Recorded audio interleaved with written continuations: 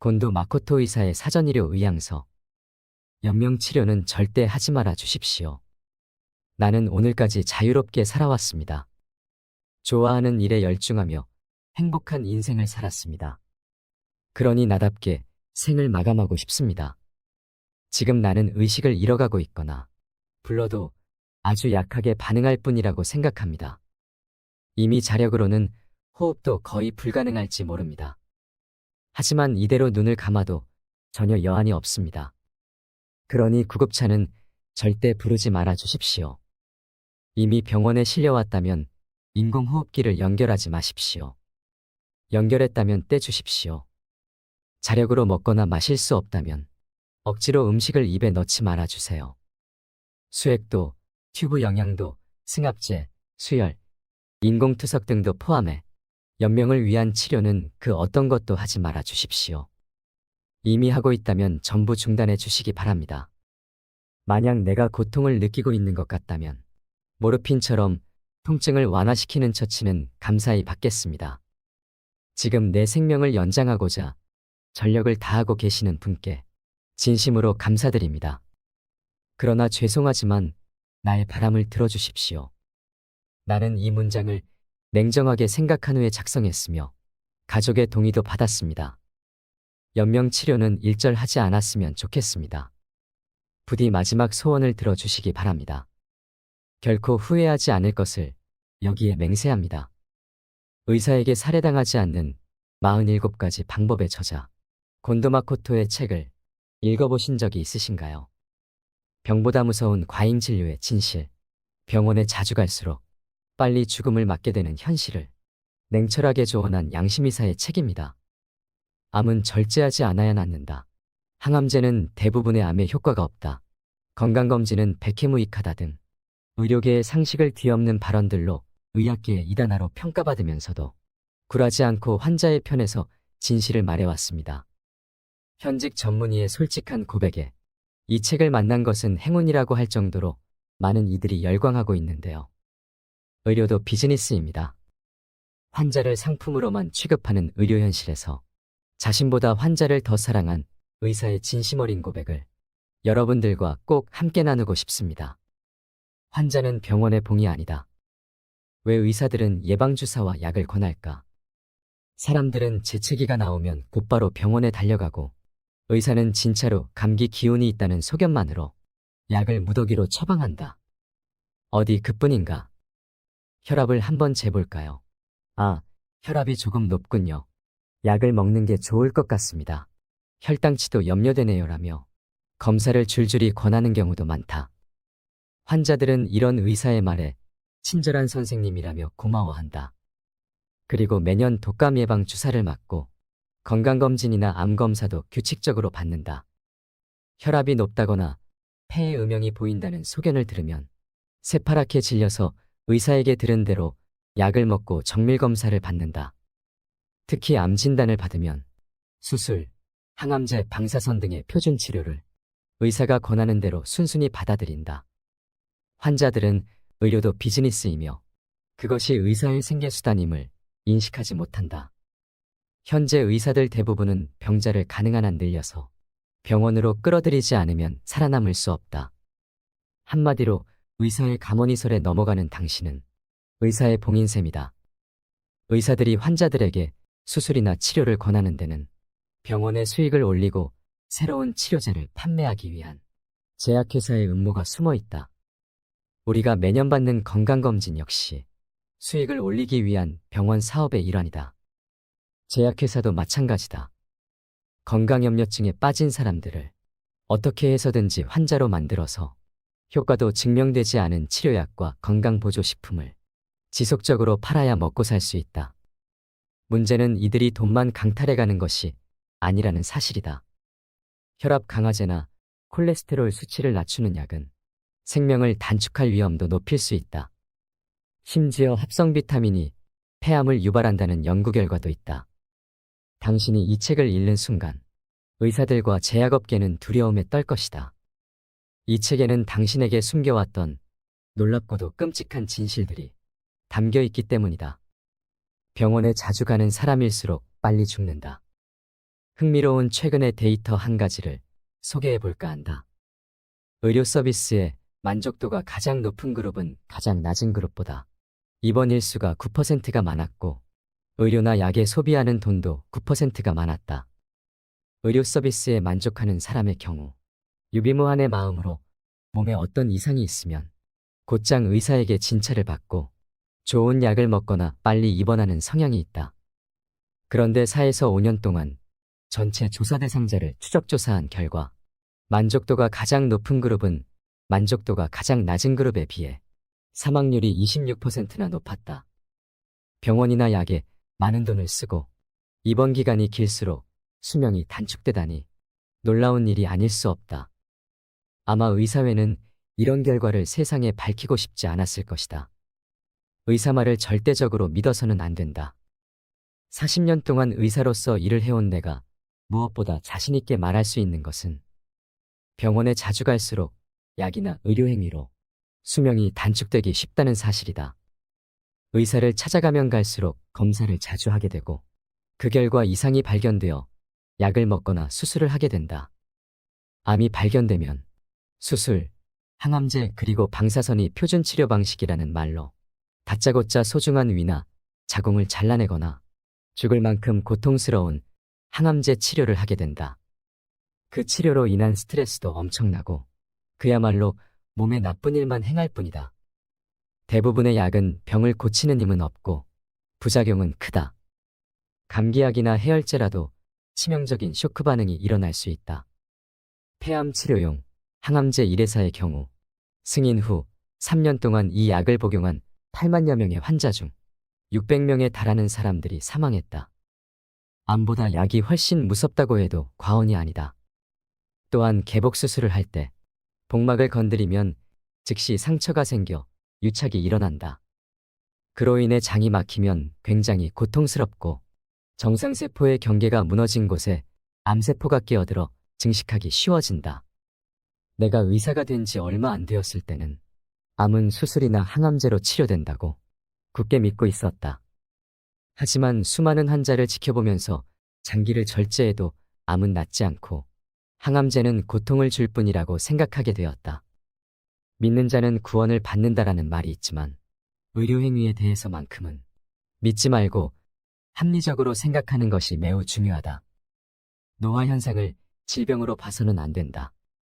현대사회에서 성인이 걸리는 질병은 대부분 노화 현상으로 의사에게 치료를 받거나 약으로 고칠 수 있는 것이 아니다. 고혈압, 고콜레스테롤 혈증, 당뇨병 등의 성인병을 생활습관병으로 부르기로 했다. 좋지 않은 생활습관 때문에 그런 병에 걸린다는 의미이다.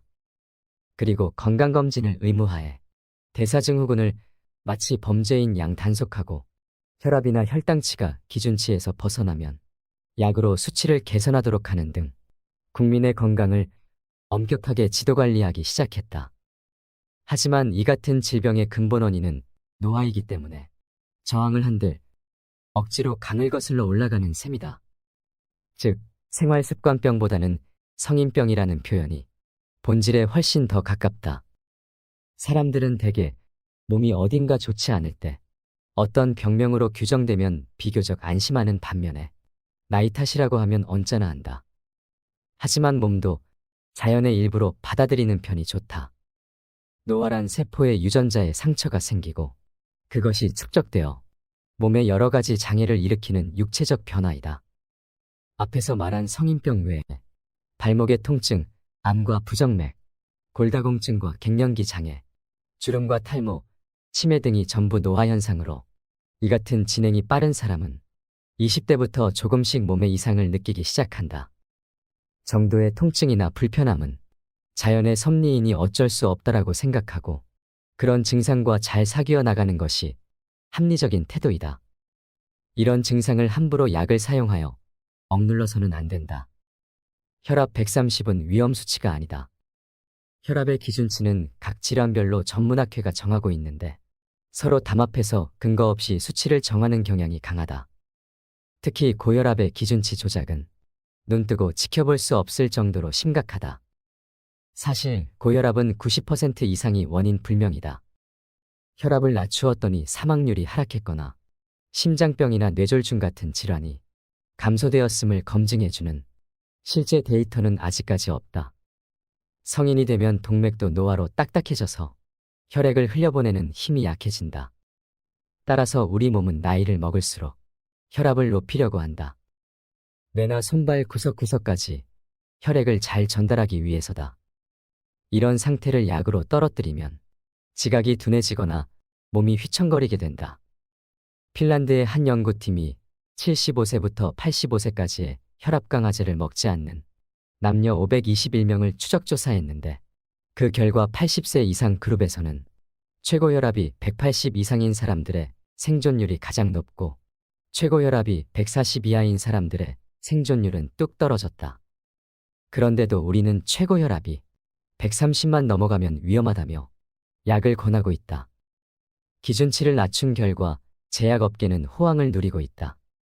기준치를 슬쩍 손본 것만으로 매출이 6배로 증가한 것이다. 그야말로 혈압 상술의 대성공이라고 말할 수 있다. 또한 이 같은 기준치를 정하는 기준작성위원회 다수가 제약회사에서 거액의 기부금을 받고 있는 것도 문제이다. 콜레스테롤은 지금도 여전히 나쁜 성분으로 취급되지만 사실은 장수의 원료이기도 하다. 추적 조사한 결과 남성과 여성 모두 콜레스테롤 수치가 가장 낮은 그룹에 총 사망률이 가장 높았다. 그리고 남성의 경우 혈중 콜레스테롤 수치가 높을수록 총 사망률이 낮다는 명백한 결과가 나왔다. 그럼에도 불구하고 치료를 위한 기준치가 좀처럼 변하지 않고 있다. 콜레스테롤을 떨어뜨리는 약이 억 단위, 조 단위의 돈을 만들어내는 도깨비 방망이기 때문이다. 따라서 무조건 검사 수치를 보고 판단하지 말고 우리 몸의 힘을 믿어보는 것이 중요하다. 혈당치를 약으로 낮추면 부작용만 커진다. 흔히 당뇨병의 원인으로 여기는 스트레스, 술, 단 것이 직접적으로 병을 일으킨다는 확실한 증거는 없다. 당뇨병의 원인에 대해서는 아직까지도 풀리지 않은 의문점이 많다. 당뇨병이 무서운 것은 혈당치가 높으면 혈관이 손상되어 심근경색이나 뇌경색을 일으킬 위험이 높고 실명, 신장질환, 신경장애 등 심각한 합병증을 일으키기 쉽기 때문이다. 당뇨병에는 자각 증상이 없어서 심각한 증상이 나타난 뒤에는 완치가 어렵다. 이 때문에 건강검진에서 혈당치가 높게 나오면 의사들이 마치 큰일이라도 날 것처럼 겁을 주는 것이다. 하지만 약으로 혈당치를 낮추는 것은 훨씬 위험한 일임을 기억해야 한다. 약으로 혈당을 관리하는 경우 항상 몸이 나른하거나 초조하고 분노 조절이 잘 안 된다. 약을 사용하는 경우 특히 다리가 휘청거리거나 치매 증상 등이 나타난다면 약의 부작용을 의심해 봐야 한다. 전 세계의 당뇨병학회는 특별한 근거도 없이 공복 시 혈당치 기준을 낮춰서 당뇨병 환자를 급격하게 증가시키고 있다. 당뇨병에 관한 운동 치료 데이터에 의하면 걷기, 자전거, 수영, 스트레칭 등의 유산소 운동이 혈당치를 떨어뜨리는데 매우 효과적인 것으로 나타났다. 몸을 위해서도 적절한 운동은 반드시 필요하다. 혈당치가 높은 편이라는 말을 들었다면 일단 부지런히 걷기부터 시작해보자. 콜레스테롤 약으로는 병을 예방할 수 없다. 세계적으로 많이 팔리는 스타틴 계열의 약은 다름 아닌 콜레스테롤 저하제이다. 하지만 기준치를 저하한 근거에 설득력이 없을 뿐만 아니라 기준을 정하는 위원 9명 중 8명이 제약업계로부터 돈을 받았다는 사실이 밝혀져 항의운동이 거세게 일어났다. 기준치를 되도록 낮춰서 약의 판매량을 늘리려는 제약업계의 술수였던 것이다. 혈중 콜레스테롤 수치를 약까지 써서 낮추는 이유는 콜레스테롤 수치가 높으면 동맥경화를 불러오고 뇌졸중이나 심근경색 등을 쉽게 일으킨다고 생각하기 때문이다. 그렇다면 스타틴 계열의 약을 복용해서 과연 병을 예방할 수 있을까? 이에 관한 데이터를 보면 실로 충격적이다. 병을 예방할 수 있는 확률이 복권 당첨 확률보다 더 낮은 데다 이 약이 정말 효과가 있는지 없는지조차 확실히 알 수 없기 때문이다. 보통 제약업계가 후원하는 실험은 유리한 데이터가 나오도록 교묘하게 조작된다. 제약업계에 의하면 스타틴 계열의 약은 장기간 복용하면 심장 발작의 위험을 30% 이상 줄일 수 있는 약이라고 설명한다. 그러나 제임스 라이트 교수는 임상 실험을 반복한 결과 스타틴 계열의 약은 연령에 상관없이 여성에게는 효과가 없다. 중년 남성의 경우는 나쁜 콜레스테롤의 수치는 큰 폭으로 떨어졌지만 총사망자 수는 줄지 않았다. 대부분의 사람들에게 약의 효과는 고사하고 건강을 해칠 위험마저 있다라고 경고했다. 혈당약도 마찬가지이다. 약이나 인슐린 주사로 혈당치를 엄격하게 관리해도 환자들의 수명을 연장하는 효과로 이어졌다는 데이터는 전혀 없다. 반대로 환자들의 생명이 단축되었다는 데이터는 있다. 즉, 고혈압, 고콜레스테롤 혈증, 당뇨병 같은 병은 대부분 치료할 필요가 없거나 병이라고 생각하지 않는 편이 좋다는 말이다. 건강검진에서 흔히 발견되는 대장이나 담낭의 폴립, 그리고 조기암도 병이라고 생각하지 않는 것이 오히려 몸에 이롭다. 암 오진이 사람 잡는다. 현재 질환에 의한 사망률 1위를 차지하고 있는 병은 암이다. 그런데 진료에 있어서 암만큼 헷갈리기 쉽고 오진이 많은 병도 없다. 단순한 종기나 염증을 암으로 잘못 진단받고 위나 유방이 몽땅 잘려나가거나 생명을 잃는 사람도 너무나 많다. 여러분은 이 방법으로 암이 나았다라거나 말기암에서 회복되었다라는 이야기를 숱하게 들어보았을 것이다. 하지만 그들이 말하는 암이 과연 진짜 암이었을까? 나는 그것이 무척 의심스럽다. 암 초기 진단의 오진 확률은 높을 때는 12%나 된다. 또한 같은 병변이 다른 나라에서는 양성 종양, 일본에서는 암으로 판정되거나 일본 내에서도 전혀 다른 진단이 내려지는 경우가 있다. 암에는 전이가 되지 않는 유사암도 많다. 진짜 암세포는 숙주의 정상세포가 변이하여 만들어지며 주변의 조직에 침입 또는 침윤하고 멀리 떨어진 조직에 전이하는 성질을 갖고 있다. 그리고 숙주를 죽일 때까지 계속 증식해서 숙주와 함께 자폭한다. 한편 생명을 빼앗지 않는 암은 암과 비슷한 것, 즉 유사암에 지나지 않으며 진짜 암으로 성장하지 않는다. 증상도 없는데 검진에서 암이 발견되면 의사는 조기에 절제하면 거의 100% 완치된다라고 말한다. 하지만 그것은 진짜 암이 아니라 유사암으로 잘라내지 않아도 전혀 문제가 되지 않는다. 암의 조기 발견은 행운이 아니다. 의학계는 이미 오래전부터 암은 치료되는 병이다. 1년에 한 차례 검진을 받으면 암이 되기 전에 저지할 수 있다고 선전하며 암검진 시장을 빠르게 확대시키고 있다. 하지만 중요한 것은 암으로 사망하는 사람이 줄고 있는가 하는 점이다. 진짜 암은 사람의 생명을 앗아간다. 의학계의 말처럼 암이 치료할 수 있는 병이 되었다면 한때 사망 원인 1위였던 뇌졸중이 지금 4위가 된 것처럼 암 사망률도 매년 눈에 띄게 줄어야 한다. 그러나 실제로는 암 사망률은 전혀 줄지 않고 있다. 1960년대부터 50년이 지난 현재까지 암은 사망 원인 1위 자리를 계속 지키고 있다. 그 이유는 무엇일까? 그것은 암검진이 실제로 아무런 도움이 되지 않기 때문이다. 정밀하게 검사를 할수록 최신 첨단 기기를 사용할수록 암은 더 잘 발견되기 마련이다. 그러나 대부분은 암이 아니라 암과 비슷한 것으로 그것의 치료를 위해 수술을 시행하는 것은 오히려 몸을 고통스럽게 할 뿐이다. 예를 들어 50세를 넘긴 남성 사망자 2명 중 1명은 해부를 해보면 전립선암이 발견된다. 그것은 그냥 놔둬도 커지지 않는 잠재암이라는 말이다. 그런데 최근에는 검진에서 전립선암을 굳이 찾아내서 자각 증상도 없는 사람에게 수술로 절제할지 방사선 치료를 할지 결정하라고 압박한다. 수술의 후유증은 물론 방사선 치료로도 합병증이 일어나 심할 때는 인공항문을 달아야 하는 경우도 있다.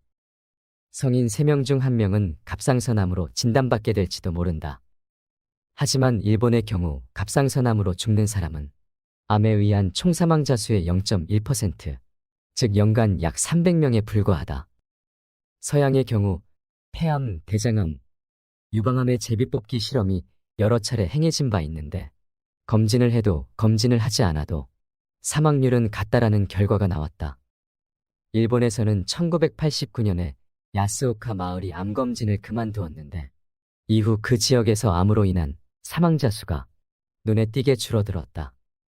이러한 결과로 추측할 수 있는 것은 검진을 받으면 불필요한 치료를 받고 수술 후유증이나 항암제 부작용, 정신적인 스트레스 등으로 빨리 죽는 사람이 많아진다는 점이다. 암 수술을 하면 사망률이 높아진다. 나을 가망이 없는데도 하는 수술, 다른 치료법이 명백히 효과적인데도 하는 수술, 수술 자체로 인해 환자의 수명이 단축되고 마는 사례가 빈번하게 발생하고 있다. 암 수술의 문제점 중 하나는 암은 절제하더라도, 즉 수술은 성공해도 수술 후의 장애로 사망할 위험이 매우 높다는 것이다. 환자가 암 수술 직후에 사망하는 일이 많은데도 재판에서 시시비비가 가려지는 경우가 극히 드문 것도 이상한 일이다. 수술 전에 암에 대한 공포심이 한껏 조장되기 때문에 유족이 암이었으니 어쩔 수 없다라고 포기하는 것일지도 모른다. 다른 병이나 부상도 마찬가지이지만 암으로 의사가 수술을 권할 때는 그 수술이 정말로 필요한지 철저하게 알아보고 결정해야 한다. 한 번의 CT 촬영으로도 발암 위험이 있다. 엑스레이 검사나 CT 검사 등에 의한 의료 피폭에는 무관심한 실정이다. 무엇보다 건강한 사람이 방사선에 대해 가장 조심해야 할 것은 방사선 검사이다. 방사선은 세포 속의 DNA를 무조건 손상시킨다. 촬영 시 노출된 방사선 양에 따라 차이는 나지만 반드시 발암에 영향을 미친다.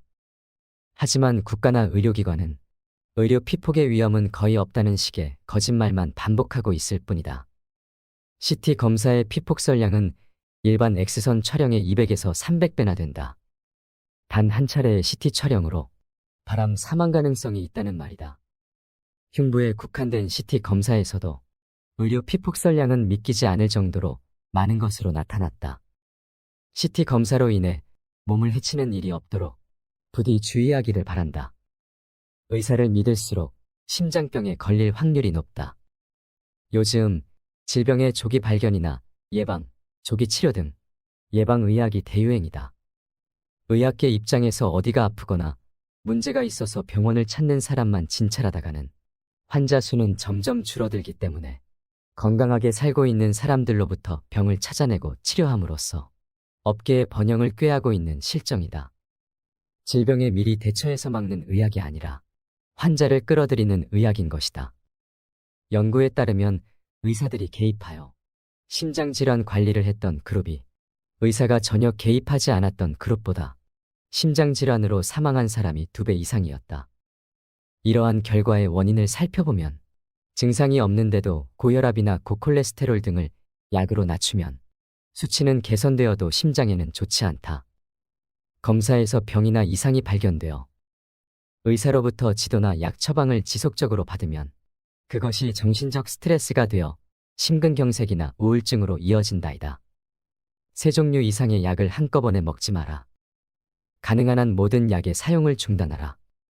나는 모든 환자들에게 한 번에 3종류 이상의 약을 처방하는 의사는 믿지 말고 5종류 이상의 약을 한꺼번에 먹는 행위는 상당히 위험하다라고 누누이 강조하곤 한다.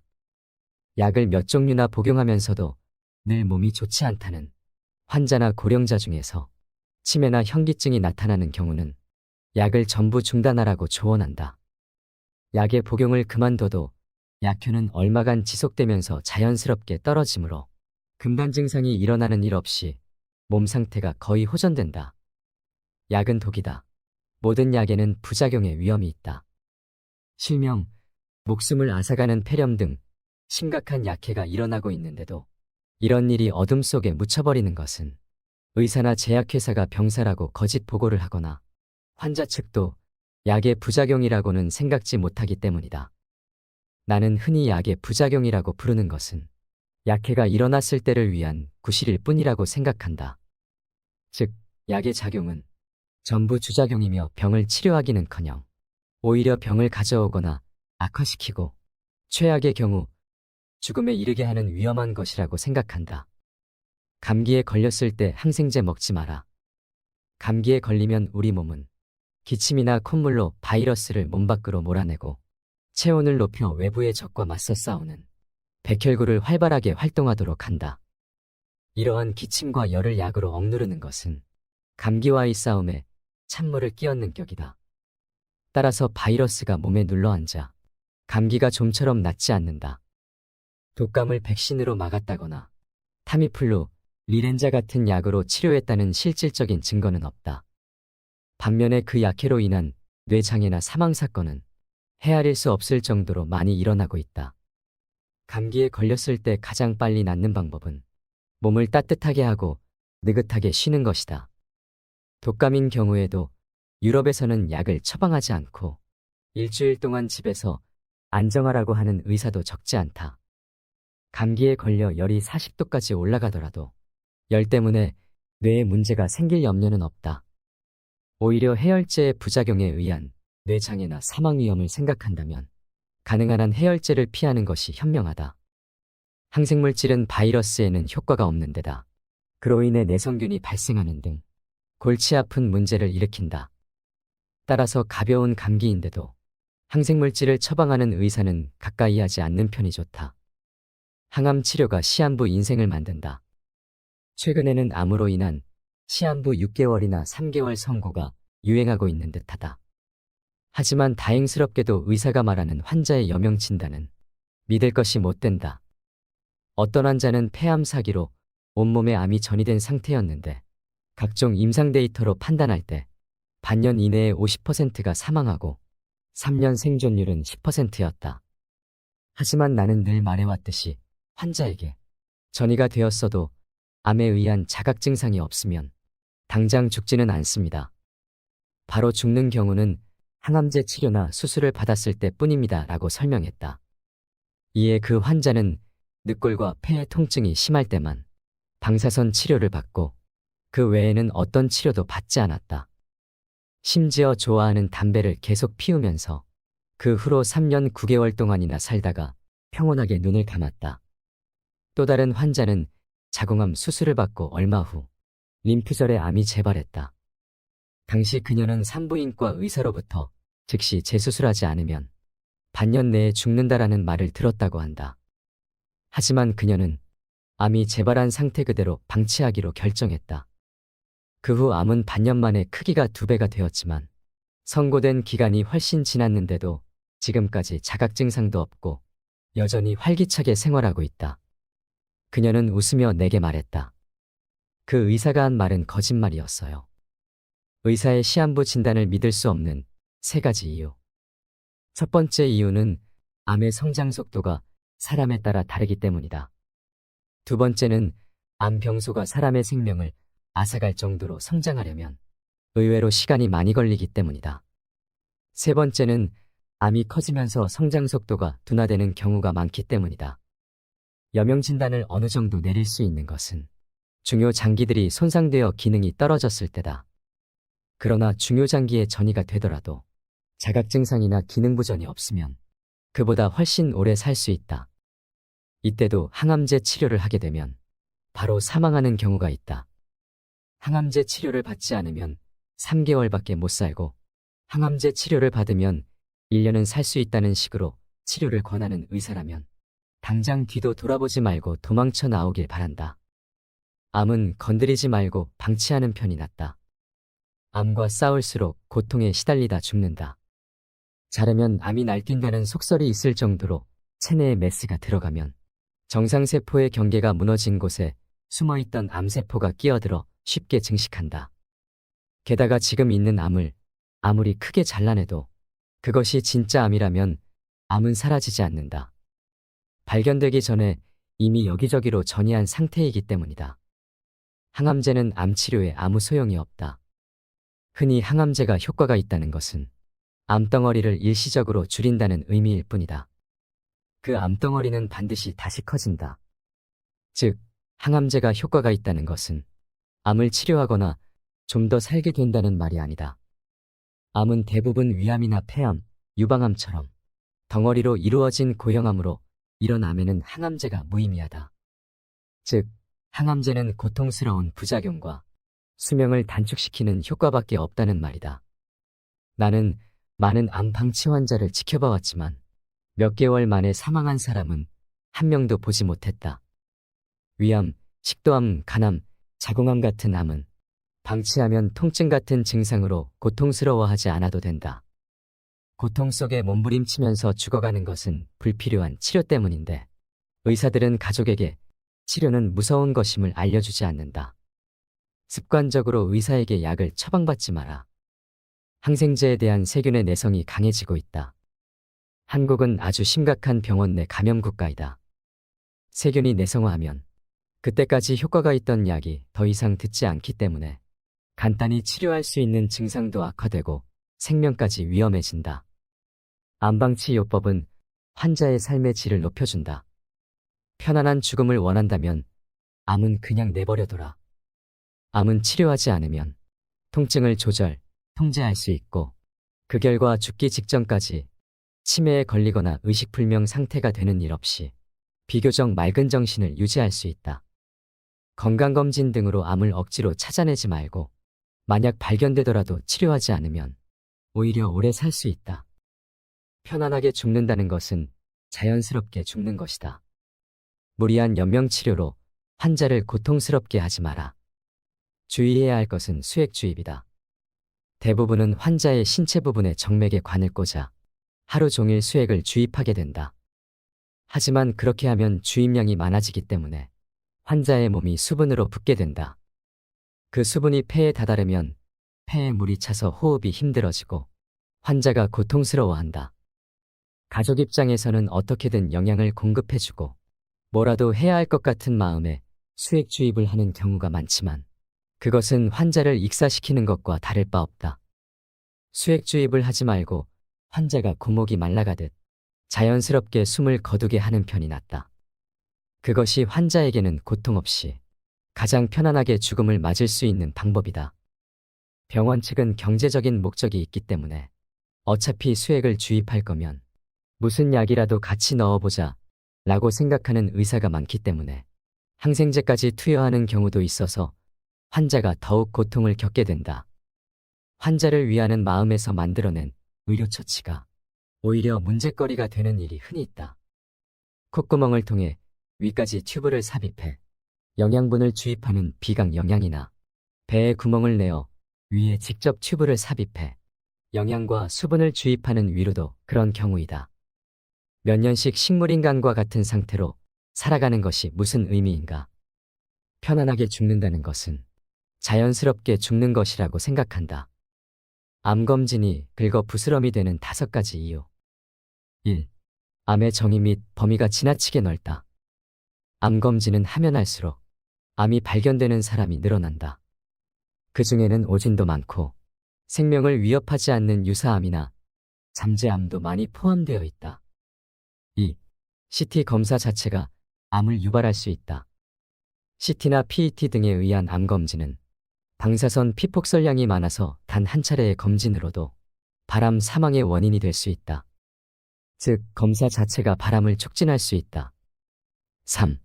진짜 암이라면 이미 전이된 상태이다. 검진을 정기적으로 받고 있는 사람들은 검진을 받지 않는 사람들보다 생명을 앗아가는 진짜 암을 빨리 발견할 수 있다. 하지만 그렇다고 운명이 바뀌는 것은 아니다. 진짜 암이라면 검진에서 발견될 정도의 크기가 되기 훨씬 전에 이미 전이가 시작된 상태이기 때문이다. 반면에 검진을 받지 않는 사람들은 암검진에서 발견될 암을 그냥 방치해두게 된다. 그러나 사망자 수는 검진을 받고 있는 그룹과 다르지 않다. 4. PET 검사는 피폭량이 많다. PET 검사는 CT 등의 검사로 발견하지 못하는 암 병소를 찾아내는 경우가 자주 있다. 하지만 그 병소는 이미 전이가 일어나고 있는 진짜 암이거나 유사암이므로 일찌감치 발견해도 수명은 늘어나지 않는다. 또한 PET는 방사성 동위원소를 사용하므로 피폭설량이 많아 한 차례의 검사로도 발암 원인이 될 수 있다. 5. 정밀한 검사를 할수록 유사암을 발견하게 된다. 최근에는 영상의학과에서 근무하는 의사들 중에도 집단 검진은 효과적이지 않고 숙련된 전문가에 의한 개별 검진이 효과적이라고 생각하는 사람이 많아졌다. 유방암, 자궁경부암은 절제 수술하지 마라. 유방 촬영술로 발견된 암은 대부분 유사합니다. 요즘에는 여성들에게 전혀 도움이 되지 않는 검진이나 예방접종을 권장하는 광고가 넘쳐나고 있다. 그 중에서도 눈에 띄는 것이 바로 1990년대부터 전 세계로 확산되고 있는 핑크리본 운동이다. 이 운동은 미국의 한 여성 잡지사와 화장품 회사가 유방암에 대한 경각심을 높여 여성들의 유방암으로 인한 고통과 희생을 줄여보자는 목적으로 시작한 계몽운동이다. 그러나 이 거창한 계몽운동을 비웃기라도 하듯 최근 10년 동안 유방암 발병률은 급증하고 있다. 또한 5만 명을 대상으로 실시한 캐나다의 한 연구조사에서는 오히려 총사망률은 검진 그룹이 좀 더 많다라는 결과가 나왔다. 나는 여성의 유관 내에 머물러 있는 암이 축소되거나 소실된 경우를 많이 봐왔다. 나의 진료 경험으로 도달한 결론은 흔히 유관 상피내암으로 진단받는 병변은 암이 아니라 여성 호르몬에 대한 반응이 어떤 사람에게 강하게 나타난 유방병증이라는 것이다. 유방 촬영술을 통해서만 발견할 수 있는 암은 99% 이상이 유사암이다. 그러나 이런 경우라도 대부분의 병원에서는 수술로 유방을 절제할 확률이 높다. 수술을 받더라도 수명이 늘어나거나 치료를 받지 않는다고 해도 수명이 줄어드는 것은 아니므로 나는 환자들에게 언제나 유방암 검진의 결과는 전부 잊어버리세요라고 말한다. 자궁경부암 예방접종은 무의미하다. 이 역시 암 예방에는 도움이 되지 않는다. 자궁경부암의 원인은 성행위로 감염되는 사람 유두종 바이러스이다. 이 바이러스는 자궁경부의 상피와 점막에서 사마귀를 발생시키거나 증식을 일으키는데 병변이 암과 비슷해서 암으로 혼동하기 쉽다. 자궁암 검진에서 발견되는 영기의 암은 99% 이상이 유사암이다. 백신 접종이 진짜 자궁경부암을 예방했다는 증거는 아직까지 단 하나도 보지 못했다. 게다가 자궁경부암 백신 접종은 부작용의 위험도 있다. 이 백신 접종으로 인해 발열, 두통, 심지어 실명, 의식 상실 등의 부작용을 호소하는 경우도 있다. 위 절제 수술보다 후유증이 더 무섭다. 위를 전부 적출하거나 위의 출구인 유문까지 크게 절제하는 수술을 하면 환자는 먹은 것을 소화하고 먹은 것을 모아두었다가 조금씩 십이지장으로 내보내는 위의 두 가지 큰 기능을 잃게 된다. 이 때문에 환자는 몸이 바싹 마르고 기력도 잃는다. 생활의 질이 급격히 떨어질 뿐만 아니라 수명까지도 단축된다. 이전에 외래 환자로 나를 찾아온 A씨는 자신의 담당 의사에게 조기 위암이 발견되었는데 위의 3분의 1을 수술로 잘라내지 않으면 2년에서 5년 정도 고통을 겪다가 죽게 된다라는 말을 들었다고 한다. 다른 의견을 기대하며 찾아간 또 다른 병원에서도 똑같은 말을 들었다. 그는 나와 상담을 한 뒤 위를 잘라내지 않겠다는 결심을 했는데 그로부터 1년 후에 받은 검사에서 암이 흔적도 없이 사라졌다. 검사를 한 때로부터 5년도 더 지난 지금 그는 여전히 건강한 상태를 유지하고 있다. 1cm 미만의 동맥류는 파열 가능성이 낮다. MRI나 뇌파검사 같은 뇌종합검진은 득보다 실이 많다. 세계 최초의 뇌영상 검사는 1988년 신경외과 의사가 개설했다. 그는 미파열 동맥류를 발견해 처치하면 뇌졸중을 줄일 수 있다라고 믿었다. 하지만 그것을 데이터로 입증하지는 못했다. 이와 관련해 신문에 한 가지 일화가 소개된 적이 있다. 65세의 여성이 뇌영상 검사를 받고 의사로부터 다음과 같은 이야기를 들었다고 한다. 뇌혈관에 볼록하게 부풀어 오른 뇌동맥류가 있습니다. 운이 나쁘면 당장 내일이라도 파열할지 모릅니다. 수술로 이것을 예방할 수 있습니다. 파열의 위험보다 수술의 위험이 훨씬 낮아요. 수술 받으시겠습니까? 수술을 선택한 그 여성은 수술 후 오른쪽 반신이 마비되고 언어에 장애가 왔으며 2년이 지나도록 혼자 힘으로는 일어나지도 못하고 있는 상황이라고 했다.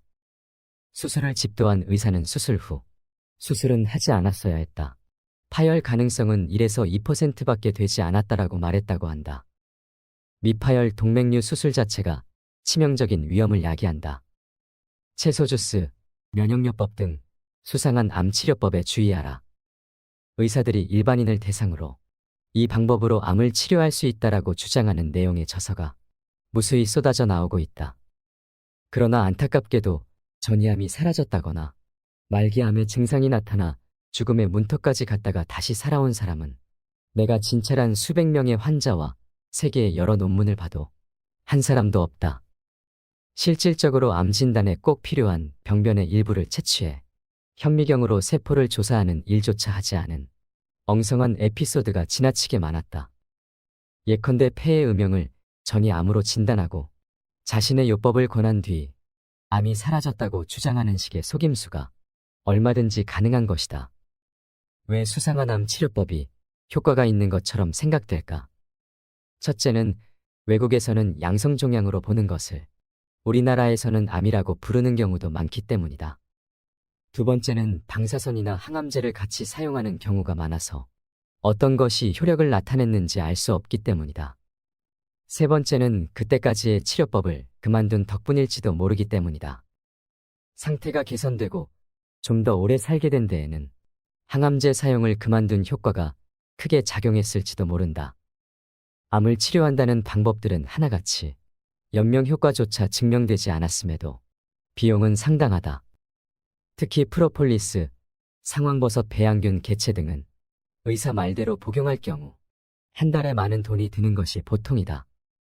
큰 돈을 지불하고 명을 단축한 환자들의 사례도 많다. 혈액암은 고형암과 달리 항암제가 잘 듣는데도 자연 치유력을 높이는 요법에 집중해 세상을 떠난 환자가 있었다.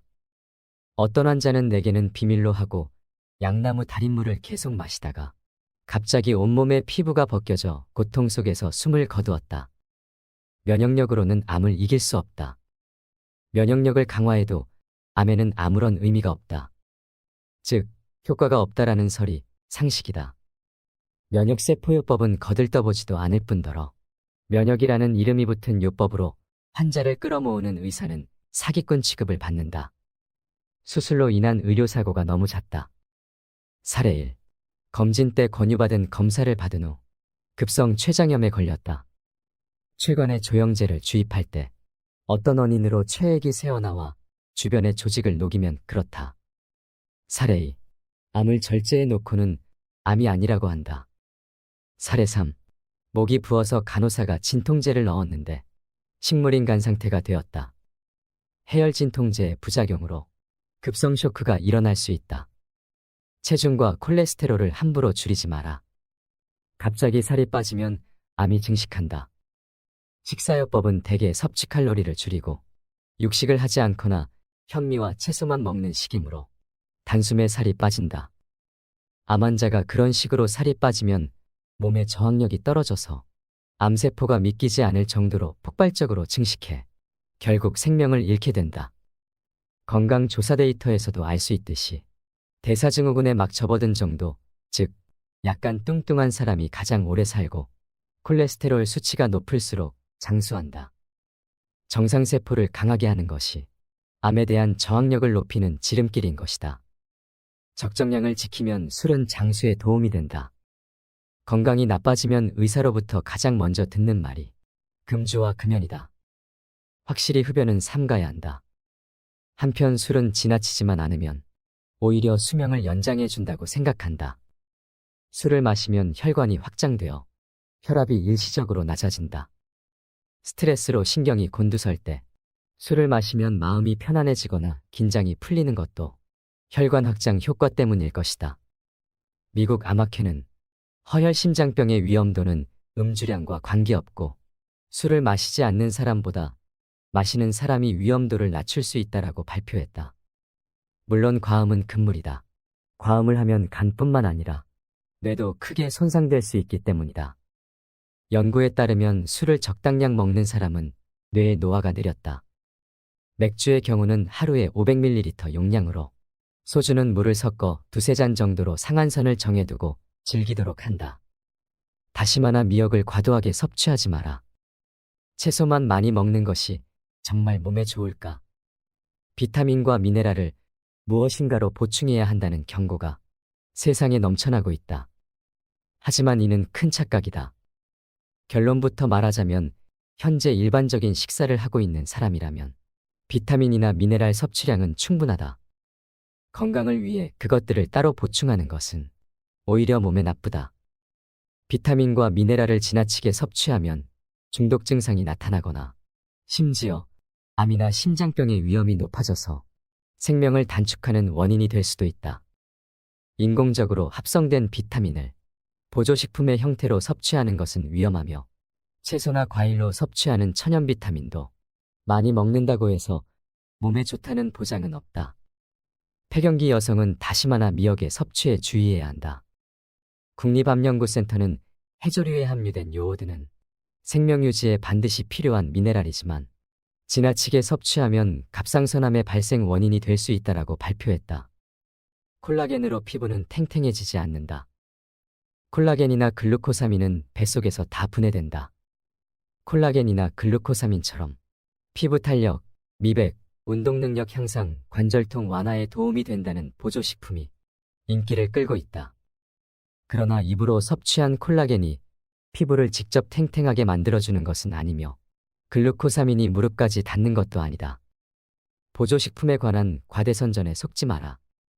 콘드로이틴이나 히알루론산 같은 것도 전부 원리는 마찬가지이다. 그것을 먹든 마시든 어차피 뱃속에서 분해되기 때문에 목표 부위에 도달하지 못한다. 게다가 보조식품은 전부 특정 영양소의 과잉 섭취 위험이 있다. 베타카로틴조차 지나치게 섭취하면 폐암이나 심장병에 걸릴 확률이 높아진다. 영양적으로 균형 잡힌 식사, 적당한 운동, 일찍 자고 일찍 일어나는 생활로 신진대사를 원활히 하는 것이 가장 좋다. 염분이 고혈압에 나쁘다는 것은 거짓이다. 염분은 적게 섭취할수록 좋다는 인식이 정착한 탓에 이제 라면 국물 같은 음식을 남기지 않고 모조리 마시면 몰상식한 사람 취급을 받는 시대가 되었다. 세계 각국의 연구조사 데이터를 살펴보면 오히려 염분이 부족한 사람 쪽이 병에 더 잘 걸리고 일찍 죽는다는 것을 알 수 있다. 염분을 감량하는 것은 의미가 없고 오히려 염분 감량은 건강에 큰 위험을 초래할 가능성이 크다. 커피는 암이나 당뇨병, 뇌졸중 예방에 좋다. 커피를 마시면 간암과 대장암에 걸릴 위험이 감소한다. 세계 각국의 대규모 조사에서 건강에 관한 커피의 놀라운 효과들이 확인되고 있다. 커피를 하루에 2잔 이상 마시는 사람은 커피를 마시지 않는 사람에 비해 사망할 위험이 10% 낮다. 커피는 건강을 지켜주고 미용에 효과가 있을 뿐 아니라 장수에도 도움이 된다. 건강해지려면 아침형 인간이 되라. 최고의 건강법은 일찍 자고 일찍 일어나는 것이다. 세포의 신진대사를 촉진하는 성장 호르몬 등의 각종 호르몬은 수면 중 24시 전후에 가장 활발히 분비된다. 매일 이 시간대에 숙면을 하면 뼈와 근육이 튼튼해지고 피부가 재생되며 병이나 상처가 순조롭게 회복된다. 또한 일찍 자고 일찍 일어나는 것만으로도 비만을 예방할 수 있다. 지나친 청결은 도리어 몸에 해롭다. 건강한 머리카락을 원한다면 머리를 자주 감지 마라. 우리 몸의 면역 상태는 자연계의 불결한 것, 기생충, 세균 등에 접촉하면서 성숙해가므로 지나치게 청결한 환경에서는 약해진다. 인간은 원래 몸 자체가 세균 덩어리이다. 인간의 몸에 세균이 없다면 우리는 즉시 병에 걸리고 말 것이다. 아토피로 고생하고 있다면 비누와 샴푸 사용을 중단해보자. 큰 병원에서 환자는 피험자일 뿐이다. 큰 병원에 가서는 안 되는 3가지 이유. 첫 번째, 환자 개개인에 대해서 소홀한 경향이 있으며 모든 과정이 기계적으로 진행되기 때문이다. 두 번째, 큰 병원일수록 실험적인 부분에 주력하도록 되어 있기 때문이다. 신약 실험을 하면 제약회사로부터 자금 지원을 받게 되므로 병원을 경영하는 데에도 도움이 된다. 세 번째, 유명한 병원일수록 병을 더 철저하게 찾아내게 되기 때문이다. 병을 못 보고 놓친다면 병원 명성에 누가 되므로 환자가 일단 병원에 가면 철저하게 검사를 받게 될 수밖에 없다. 검사 항목에는 대부분 기준치라는 것이 있는데 건강한 사람이라도 80%가 병이 있거나 이상이 있게 되는 것이다. 스킨십은 통증과 스트레스를 줄여준다. 애정이 담긴 손길은 가장 단순한 방법이지만 의학이 아무리 진보해도 그 무엇으로도 대체할 수 없는 치료의 근본이다. 어른이 되어서도 스킨십은 스트레스와 불안을 해소하는데 절대적인 효과를 발휘한다. 입을 움직일수록 건강해진다. 혼잣말하는 것은 좋은 습관이다. 입으로 소리를 내면 스트레스가 해소된다. 웃음은 부작용이 없는 명약이다. 심박수나 호흡수가 늘어나 혈행이 좋아지고 횡격막이 상하로 크게 움직여 배근육과 등근육이 운동된다. 위장을 자극해서 배변도 원활해지며 심호흡 효과 등으로 자율신경과 호르몬의 균형이 바로잡혀 혈당치나 혈압이 안정되는 방향으로 작용한다. 노래를 부르는 것도 좋은 방법이다. 최근에는 치매 치료에 노래를 부르는 것이 효과가 있다고 해서 주목을 받고 있다. 손과 입을 많이 움직일수록 뇌도 활발히 활동한다는 것을 기억하라. 걷지 않으면 모든 것을 잃는다. 내 몸을 부지런히 사용하자. 근육은 자주 사용하면 나이가 들어도 계속 굵어지고 강해진다. 뇌신경세포도 계속 생각하고 무언가를 느끼면서 살면 100세가 되어서도 활발하게 활동한다. 반대로 사용하지 않는 근육은 즉시 약해지고 근육량도 줄어든다. 고령자의 경우 한 달 정도만 누워 지내도 대부분은 제 힘으로 걸을 수조차 없게 된다. 통증이 있다고 그 부분을 보호할 것이 아니라 충분히 움직여주는 편이 빨리 회복된다. 오십견도 마찬가지이다. 이때 아프다고 움직이지 않고 그냥 내버려두면 그대로 굳을 염려가 있다. 용기를 내어 통증이 심하게 느껴지는 방향으로 계속 움직여보자. 독감 예방접종은 하지 않아도 된다. 독감 백신은 독감 예방에 효과가 없다. 백신을 맞은 그룹과 맞지 않은 그룹을 비교했더니 독감 예방 효과가 전혀 없었다라는 데이터가 나왔다. 게다가 60세 이상에서는 백신을 맞은 그룹 중에서 갑자기 사망하는 사람이 눈에 띄게 많았다. 표면적으로는 심근경색이라고 하지만 이는 어떻게 봐도 백신의 부작용으로밖에는 생각되지 않는다. 독감 바이러스는 쉽게 변이를 일으키므로 효과가 있는 백신을 만드는 것은 이론상 거의 불가능하다. 해외 학자들은 타미플루의 효과는 의심스럽다. 항바이러스 작용은 거의 인정되지 않는다고 발표해왔다. 효과가 있다라는 보고는 제약회사가 주도한 것이 많아 신빙성이 있다고 보기 어려운 실정이다. 독감을 예방하는 유일하고 가장 확실한 방법은 독감이 유행할 때 사람들이 붐비는 곳에 가지 않는 것이다. 내버려두면 낫는다고 생각하라. 의사가 된 후로 의료에 대한 내 생각이 상당히 많이 바뀌었다. 의료행위로 사람을 구하는 경우가 너무 적기 때문이다. 독감은 치료할 수가 없고 암, 신장병, 간염의 경우 낫지 않는 것은 어떻게 해도 낫지 않는다. 약을 사용하면 부작용이 심하고 오히려 목숨이 단축되는 경우도 많다. 당뇨병, 류머티스는 수치를 낮추거나 통증을 완화하는 정도밖에 치료할 수 없다. 이런 맥락에서 의료행위와 관련하여 흥미로운 실화가 있다. 콜롬비아에 있는 의사들이 파업을 해서 사망률이 35%나 감소했다는 것이다. 같은 해 로스앤젤레스에서도 의사들의 파업이 있었는데 전체 사망률이 18% 감소했다. 파업이 끝나자 사망률은 파업 전의 수준으로 되돌아갔다. 병원에서의 입원 기간이 긴 것도 문제이다. 새끼손가락 뼈가 부러진 것뿐인데 필요도 없는 항생물질 수액을 맞느라 며칠이나 병원에 입원해 있다. 특히 고령의 환자는 입원을 하면 대부분 침대에 누워만 있기 때문에 근력이 떨어져서 머리가 금방 둔해진다. 이것은 치매로 이어지는 큰 원인이 된다. 따라서 심하지 않은 통증이나 질환은 내버려두면 낫는다는 생각으로 방치하고 일상생활에 지장을 줄 정도의 증상이 있는 경우에만 병원에 가는 것이 좋다. 수술이나 입원을 권유받을 경우에는 정말로 그것이 필요한지 모든 정보를 찾아본 후에 결정하도록 한다. 건강하게 오래 살 수 있는 4가지 습관. 첫째, 응급 상황일 때 외에는 병원에 가지 않는다. 이것만으로도 검사로 인한 방사선 피폭이나 의미 없는 수술, 약해로 고통받거나 사망할 위험이 크게 감소한다. 둘째, 사전의료 의향서를 작성한다. 의식을 잃었을 때 연명치료에 대한 자신의 의사를 명확하게 기록으로 남기고 가족에게 전달한다.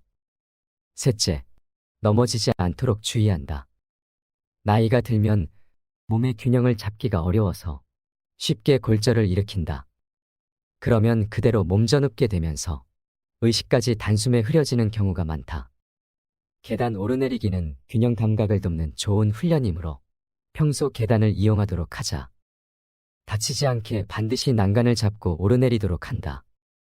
넷째, 치매를 방지하기 위해 노력한다. 치매 환자를 보살피는 것은 너무나 힘든 일이므로 가족을 불행하게 하지 않기 위해서라도 손발을 부지런히 움직여 치매를 예방하도록 하자. 희로애락이 강한 사람일수록 치매에 안 걸린다. 치매는 흔히 고독병이라고 불린다.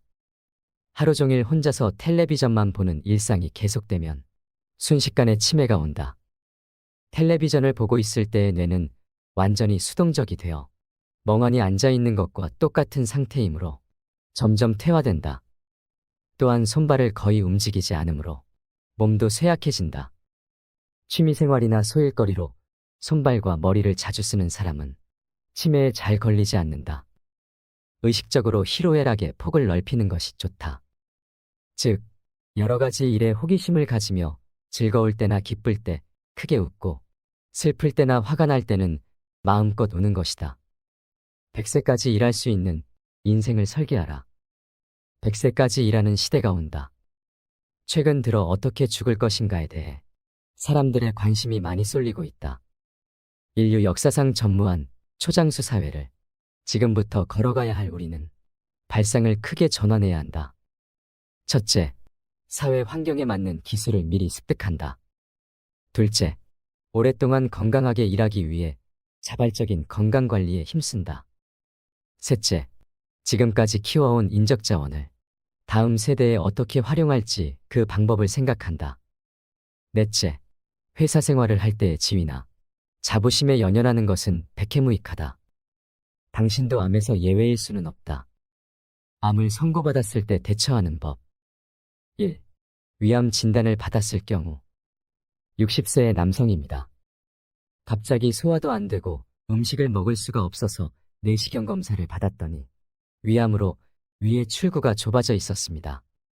CT 검사에서는 간에 2군데 전이병소가 발견되어 의사로부터 수술과 항암제 치료를 권유받았습니다. 어떻게 하면 좋을까요? 절제 수술은 하지 않는 편이 좋습니다. 그리고 이 경우에는 항암제 치료도 받지 않는 것이 최선책입니다. 고치려고 생각할수록 무의미한 치료에 매달려 생명과 재산을 잃게 되기 때문입니다. 그보다는 증상 완화나 연명이라는 현실적인 목적을 세워야 합니다. 2. 담낭암 진단을 받았을 경우 진행 담낭암이라는 진단을 받았습니다. 병원에서는 항암제 치료를 권하고 있습니다. 소화기암에는 항암제가 듣지 않는다고 하는데 어떻게 해야 좋을까요? 일반인들은 항암제로 암덩어리가 사라지거나 크기가 작아지면 치료되었거나 좀 더 살 수 있다고 생각합니다. 하지만 사실은 그렇지 않습니다. 담낭암이 항암제로 사라지는 경우는 전체 환자의 1% 전후로 아주 드뭅니다. 그리고 이 1%의 경우도 치료된 것이 아닙니다. 완전 소실이라고 해도 암덩어리가 검사에서 발견되지 않을 정도의 크기로 줄어든 것일 뿐 암은 반드시 다시 커집니다. 그리고 항암제에는 독성이 있어서 반복해서 투여하면 금방 치사량에 달하게 됩니다. 항암제 치료 전문가들은 암이 축소되거나 소실되면 효과가 있다고 떠들어대면서 세상을 착각에 빠뜨립니다. 암덩어리가 완전히 축소된 경우만 언론에 소개하고 환자의 그 후의 상태는 알려주지 않습니다. 나는 암이 사라졌다는 기사는 사기나 다름없다고 생각합니다. 자연사를 선택하면 평온한 죽음을 맞을 수 있다. A씨는 식도 부근에 암이 생긴 위암 환자로 임종에 가까웠을 때 먹지도 마시지도 않고 연명치료도 거부한 남성이다. 그가 치료를 받고 싶지 않다고 해서 상태를 지켜보고 있었는데 그는 암 선고를 받고 약 7년을 더 살았다. 마지막에는 암이 점점 커져서 식도가 거의 막히다시피 했다.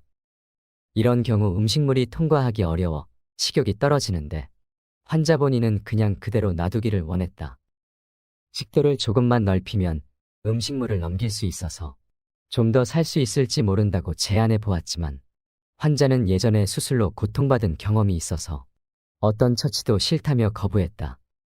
식도를 넓히는 시술을 거부하고 3주일 정도 지나자 가족으로부터 그가 세상을 떠났다는 연락이 왔다. 쇠약사라고 해야 할지 아사라고 해야 할지는 모르겠지만 촛불이 꺼지듯 그렇게 숨을 거두었다. B 씨는 직경 2cm의 유방암이 발견된 45세 여성이었다. 그녀는 유방을 절제하지 않고 그대로 방치하고 있었다. 4년이 지나자 암이 20cm 크기로 증식해 유방 전체가 암으로 뒤덮여 피부가 새까맣게 변색했다. 하지만 이 정도로 심한 말기 증상이 나타나면서도 통증은 느끼지 않았다. 마지막에 그녀는 일어나지 못하고 누워 지내야 했지만 그때도 통증을 호소하지 않았다. 그리고 그렇게 체력이 점점 떨어지면서 촛불이 꺼져가듯 조용히 세상을 떠났다. 생존율은 어떤 경우든 확실한 보장을 할 수 없다. 따라서 말기에 여러 가지 증상이 나타나더라도 평온하게 삶을 마무리하는 쪽을 선택할지, 표준 치료를 받아들여 고통스럽더라도 좀 더 살 수 있을지도 모를 방법을 선택할지 미리 생각해보고 가족과 함께 이야기해두는 것이 좋다. 죽음을 대비해 사전의료 의향서를 써놓자. 당신은 어떻게 죽고 싶은가? 현대사회에서 자신의 집에서 생을 마감할 수 있는 사람은 소수에 불과하다. 쓰러져도 그냥 놔둘 것, 옆에 오지도 말 것. 이것은 내가 작성해서 가족에게 건네둔 사전의료 의향서 요지이다. 밖에서 쓰러지면 보통은 곧바로 응급실로 실려간다. 뇌출혈이라면 의사는 머리를 열고 혈관을 묶어 지혈한 다음 혈전을 제거한다. 심근경색이라면 심장혈관의 가는관을 삽입하고 막혀있는 혈전을 약으로 녹인다. 자력으로 호흡할 수 없는 경우는 기관에 관을 넣어 인공호흡기에 연결한다. 요즘 세상은 이처럼 고도의 치료술이 발달되어 있기 때문에 단숨에 죽는 일이 결코 쉽지 않다. 그리고 이런 치료를 받으면 상당히 높은 확률로 반신불수 등의 심각한 후유증을 떠안게 된다. 재활치료는 너무나 힘들고 튜브나 인공호흡기에 연결된 채로 죽는 것은 정말이지 싫다. 나는 수명에 몸을 맡기고 자연스럽게 죽고 싶다. 인간은 누구나 죽습니다. 단지 우리는 선택할 수 있을 뿐입니다. 병원에 돈을 갖다 바치면서 온몸에 수액을 맞으며 고통 속에서 죽어갈 것인지 아니면 사랑하는 사람들에게 둘러싸여 마지막 순간을 평온하게 맞을 것인지 말이죠. 저는 어차피 피할 수 없는 죽음이라면 평온하게 집에서 가족들의 보살핌을 받으며 죽어가는 것이 가장 행복한 죽음이라고 생각합니다. 우리는 공부해야 합니다. 모르고도 당하고 알고도 당하는 일은 앞으로는 없어야 합니다. 아픈 환자들이 병원과 제약회사의 마케팅 전략에 더 이상 속지 않기를 바랍니다. 어떤 주사나 약보다도 애정이 담긴 손길이 치료의 근본이며 사람들과의 친밀한 스킨십이 통증을 약화시키고 건강을 유지하게 해준다는 사실을 잊어서는 안 될 것입니다. 오늘도 여러분들이 써주신 댓글을 읽으며 참 많은 생각을 하게 됩니다. 인생 철학과 함께 해주시는 모든 분들이 마음의 상처와 아픔을 씻어내고 단 한 분이라도 고통 없이 편안한 죽음을 맞이할 수 있었으면 좋겠습니다. 이상으로 인생 철학이었습니다. 철학이 있는 당신의 삶을 응원합니다.